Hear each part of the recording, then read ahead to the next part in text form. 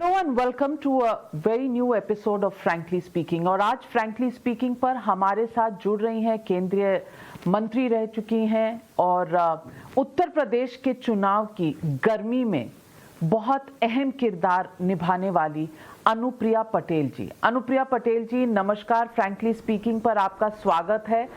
और उत्तर प्रदेश में इस सर्दी के मौसम में इतना तापमान बढ़ा हुआ है कि मैं आपसे पूछना चाहती हूं कि आपकी अपनी पार्टी, अपना दल जो है, इसमें तापमान इस वक्त कितने पे चल रहा है? क्योंकि अभी तक सीट अरेंजमेंट पर आपने एनडीए के साथ कोई खास अनाउंसमेंट नहीं किया, फिर भी आप सीटों पर उम्मीदवार घोषित कर रही हैं। कोई अड़चन है या सब कुछ सही चल रहा है? आप एनडीए के साथ हैं और चुनाव के लिए पूरी तरह तैयार हैं?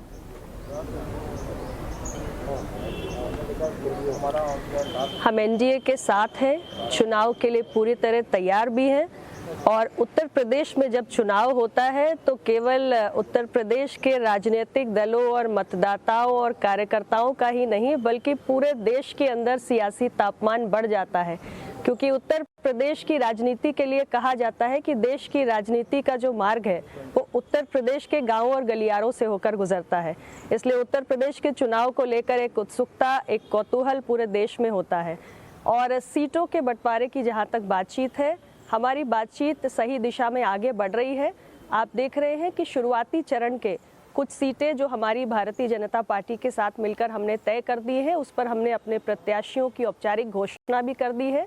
और जो हमारे बाद के चरण हैं, 5वें, 6ठे, 7वें चरण को लेकर अभी हमारी कुछ सीटें ऐसी हैं जिन पर निरंतर मंथन चल रहा है और दोनों तरफ के कार्यकर्ताओं की अपेक्षाओं के बीच में एक संतुलन बनाने का प्रयास हम कर रहे हैं। बहुत जल्दी जो उसमें छोटी मोटी अड़चनें हैं उसको भी हम दूर कर लेंगे और एनडीए के साथ ही एनडीए का हिस्सा बनके अपना दल भारतीय जनता पार्टी, निषाद पार्टी, हम तीनों मजबूती के साथ उत्तर प्रदेश की 403 सीटों पर चुनाव लड़ रहे हैं।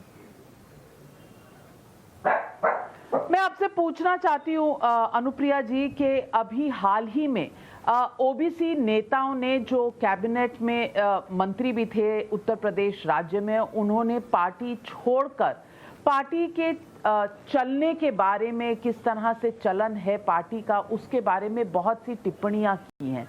मैं पूछना चाहती हूं क्योंकि पूर्वांचल का सवाल है, ये सारे नेता पूर्वांचल से आते थे, आपका अपना भी जो एरिया है वो पूर्वांचल का है। लोगों में कहीं ना कहीं एक धारणा है कि इन नेताओं के जाने के बाद, चाहे वो स्वामी प्रसाद मौर्य हो, दारा सिंह चौहान हो, सैनी जी हो, पूर्वांचल में शायद बीजेपी की और एनडीए की जमीन थोड़ी खिसक रही है। इस तरह का ताना देने वालों पर जो विपक्ष से ताने आ रहे हैं, इस पर आप क्या कहें?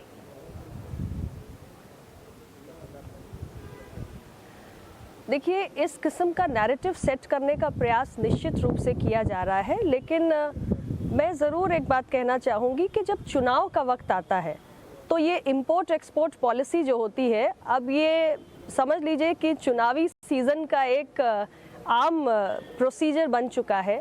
ये जो मूवमेंट हो रहा है नेताओं का, वो एक तरफ नहीं हो रहा है, ये वन साइडेड नहीं है, बल्कि ये दोनों तरफ आप मूवमेंट देख रहे हैं। अभी कांग्रेस पार्टी के बहुत ही कद्दावर नेता आरपीएन सिंह साहब भी भारतीय जनता पार्टी में सम्मिलित हुए।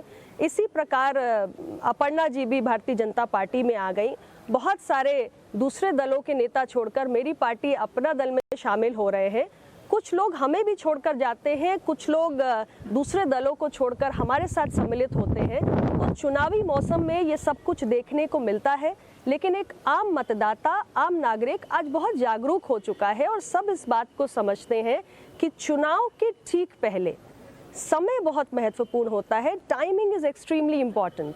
तो अगर चुनाव के ठीक पहले आप तमाम तरीके के कारण देकर जब एग्जिट करते हैं तो उससे कोई बहुत खास फर्क पार्टियों की सेहत पे नहीं पड़ता है, क्योंकि अगर चुनाव के पहले यही कोई मुद्दों पर आप बात करके या कोई आपका एजेंडा होता है जिस पे बात करके आप कोई निर्णय लेते हैं, तो उसको भी ज़्यादा गंभीरता से आम मतदाता लेता है। लेकिन चुनाव के ठीक पहले यही माना जाता है कि आप maybe you are looking for greener pastures on the other side, आपको ऐसा लगता है कि शायद सर्वे में रिपोर्ट नेगेटिव है, टिकट नहीं मिल सकता है, तो हम दूसरी पार्टियों में टिकट की अपेक्षाओं के साथ जाते हैं।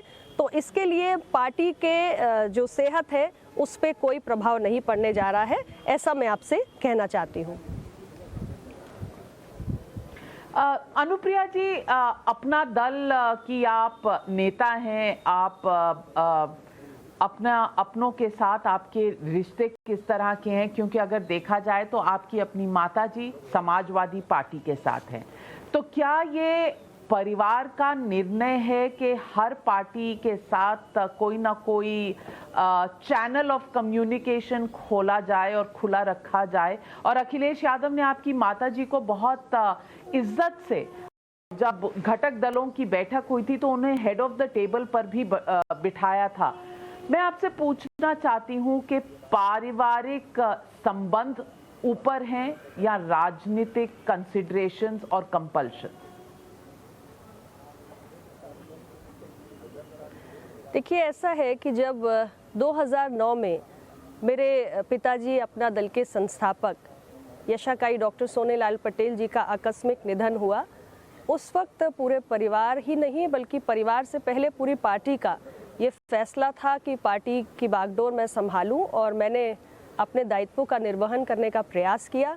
पार्टी निरंतर आगे बढ़ी, राज्य की विधानसभा से लेकर संसद में भी पार्टी ने प्रवेश किया, और जिन सिद्धांतों के प्रति अपना दल, जिसका गठन मेरे पिता और अपना दल के संस्थापक डॉक्टर सोनेलाल पटेल जी ने किया, उन सिद्धांतों के प्रति हमारा समर्पण भाव निरंतर बना रहा। सामाजिक न्याय की विचारधारा को निरंतर प्रबल करने के लिए मैंने पूरा प्रयास किया।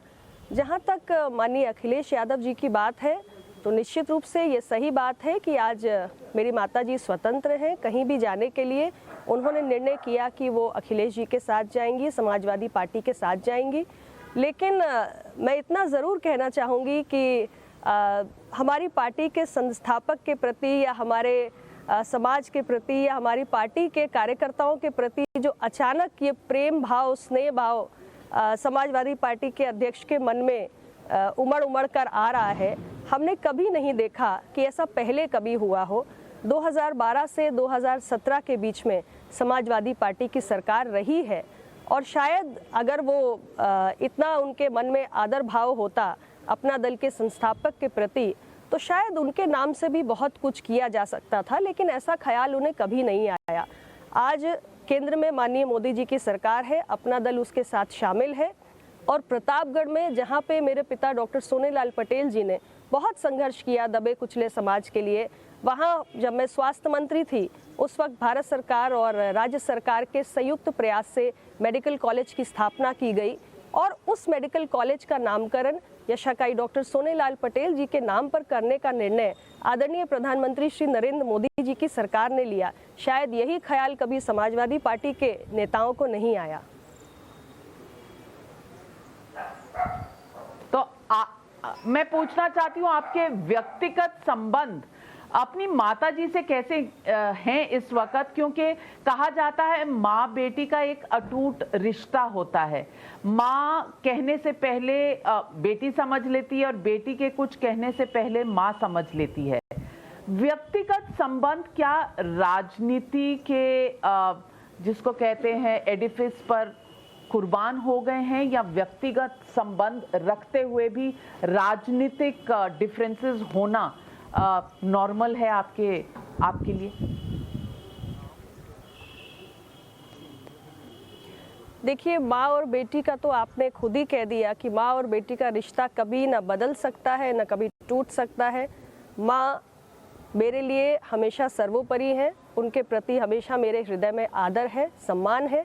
पिता भी मेरे ही थे, पिता के सिद्धांतों के लिए मैं संघर्ष कर रही हूँ, और सामाजिक न्याय की जिस विचारधारा के लिए उन्होंने अपना जीवन कुर्बान किया, और बिना किसी पद पर रहे हुए भी अपना पूरा जीवन वो संघर्ष करते रहे, उन उसूलों, उन सिद्धांतों के साथ कभी समझौता मैं नहीं करूँगी। अपना दल उनका ही बनाया हुआ है, और उसको लेकर हमेशा मैं संघर्ष करती रहूँगी। माँ के प्रति मेरे मन में आदर कभी कम नहीं हो सकता। लेकिन मिलना जुलना होता है, कोई राजनीतिक डिफरेंसेस पर जो मतभेद है इन पर कोई कभी चर्चा होती है?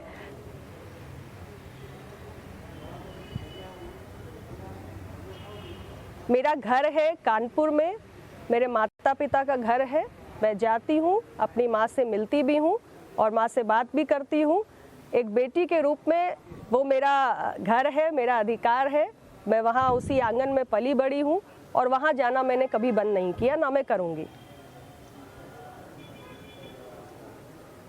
आशीष पटेल आपके पति हैं और उन्होंने कहा है कि शायद एनडीए में आपका उतनी इज्जत नहीं हुई जितनी आपकी अपेक्षा थी। आपने कहा कि आप प्रधानमंत्री के दिखाए हुए रास्ते पर चल रही हैं और मंत्री भी रह चुकी हैं और अब भी एनडीए के साथ हैं।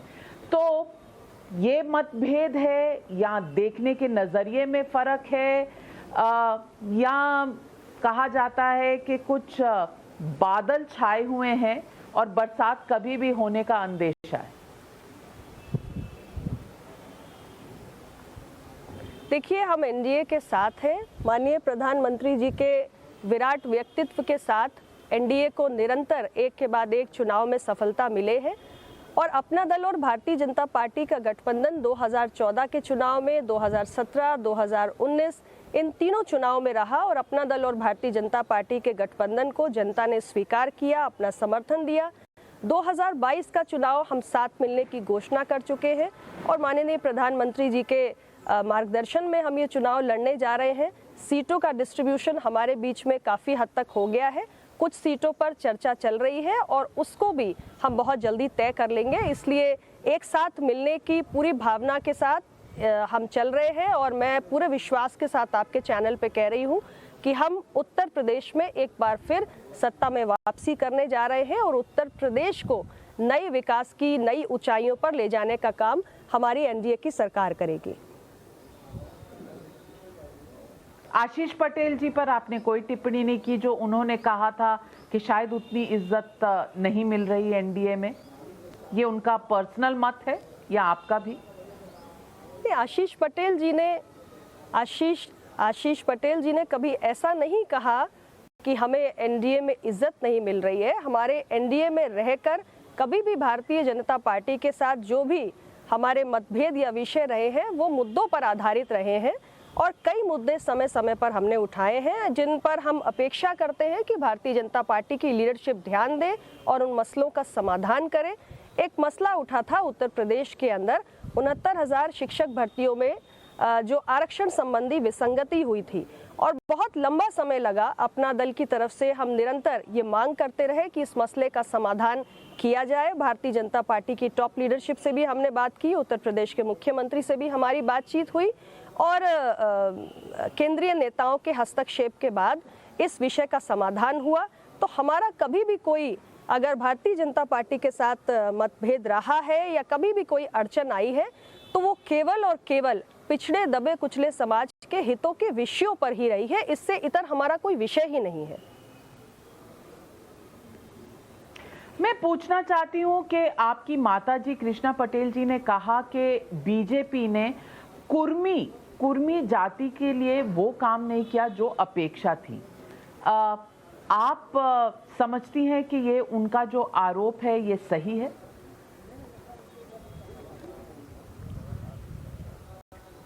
नहीं, मुझे नहीं मालूम कि उनकी क्या अपेक्षा थी या मैंने किसी ऐसे आरोप की मुझे कोई जानकारी भी नहीं है। जिस अपना दल का नेतृत्व मैं कर रही हूँ उसके सिद्धांत सामाजिक न्याय पर हैं। अपना दल दबे कुचले वंचित पिछड़े एक व्यापक वर्ग के हितों की बात करता है। मेरे पिता हमेशा इन्हीं सिद्धांतों के साथ खड़े रहे हैं और जब भी पिछड़े दबे कुचले समाज का कोई विषय आया है तो उसके समाधान का हमने एनडीए के अंदर रहकर प्रयास भी किया है। आपको एक उदाहरण मैं और देना चाहूँगी। जो हमारे नीट की परीक्षा में ऑल इंडिया कोटा में पिछड़ों का आरक्षण लागू नहीं था। इस विषय को मेरी पार्टी अपना दल ने मजबूती से हमारे सेंट्रल लीडरशिप के सामने रखा और माननीय प्रधानमंत्री जी की मैं शुक्रगुजार हूँ। उन्होंने इस विषय के प्रति पूरी संवेदनशीलता दिखाई, तत्परता दिखाई और जो काम सालों से नहीं हुआ था ओबीसी आरक्षण नीट एग्जामिनेशन के ऑल इंडिया कोटा में लागू नहीं था। माननीय प्रधानमंत्री जी ने इसका समाधान किया और इसे लागू किया। हजारों सीटों का नुकसान हर वर्ष हमारे पिछड़ा वर्ग के छात्रों का हो रहा था और इसकी मांग निरंतर हो रही थी, लेकिन इस पर पूर्व की सरकारों ने ध्यान नहीं दिया। अपना दल ने इस विषय को उठाया और हमारे भारत की सरकार ने इसका समाधान किया। तो हम एक व्यापक वर्ग के हितों के साथ एनडीए में आए हैं और उससे संबंधित जब भी कोई बात आती है हम खुलकर अपनी बात रखते भी हैं और उन मसलों का समाधान भी किया जाता है। अनुप्रिया जी, पिछले चुनाव में 2017 में 11 सीटें आपके पार्टी के हिस्से में आई थी, जिसमें से 9 आपने जीत ली थी। इतना अच्छा स्ट्राइक रेट होने के बावजूद इस बार इतनी ज्यादा जद्दोजहद करनी पड़ रही है आपको सीटों के बंटवारे को लेकर। क्या ये छोटी पार्टियों के लिए एक रेड फ्लैग है या एक लाल झंडी है कि बड़ी पार्टियां छोटी पार्टियों को उतनी तवज्जो नहीं देती? लोग ये सवाल जरूर उठाते हैं। देखिए, ऐसा है, जीवन में कभी नकारात्मक सोच के साथ आगे बढ़ना नहीं चाहिए। हमें सच को हमेशा स्वीकार करना चाहिए। इस देश के अंदर मल्टी पार्टी डेमोक्रेसी है। हमारे देश के अंदर राष्ट्रीय पार्टियां भी है। हमारे देश में समय समय पर क्षेत्रीय दलों का उदय भी हुआ है। इसलिए हुआ है क्योंकि समाज के अंदर विभिन्न वर्गों के लोग रहते हैं, उनकी बहुत सारी अपेक्षाएं होती हैं और बहुत सारी उनकी ऐसी समस्याएं होती हैं जिन पर राष्ट्रीय राजनीति केंद्रित नहीं हो पाती है और क्षेत्रीय दल ऐसे मुद्दों को केंद्रीय राजनीति के केंद्र में लाने का काम करते हैं।